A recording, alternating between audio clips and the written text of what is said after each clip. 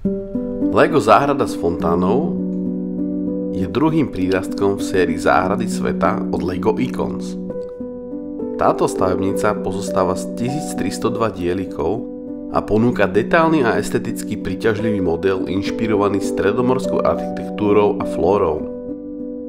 Model zachytáva stredomorskú záhradu s bielými múrmi, terakotovými strešnými taškami a dekoratívnymi mozaikami na chodníkoch okolo fontány. 4 rôzne potlačené dlaždice sú inšpirované islamským dizajnom z oblasti Severnej Afriky a Pyrenejského polostrova. Zdobia cesty a okolie fontány, čo dodáva modelu autentický vzhľad. Stavebnica obsahuje dvojposchodovú fontánu s prepracovaným dizajnom, kde voda kaskaduje pomocou 6 mini vystrelačov s hriadeľom, čo vytvára dynamický efekt.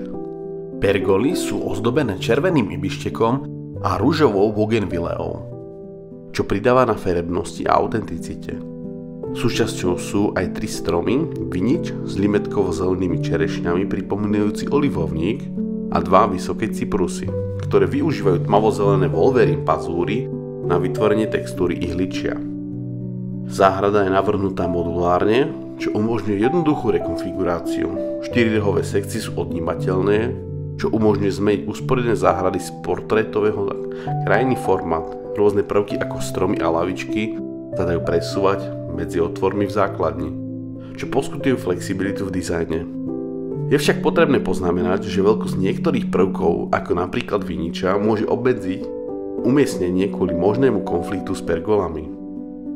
V porovnaní s predchádzajúcim setom Pokojná záhrada má záhrada s fontánou podobný počet dielíkov, ale pôsobí menej robustne.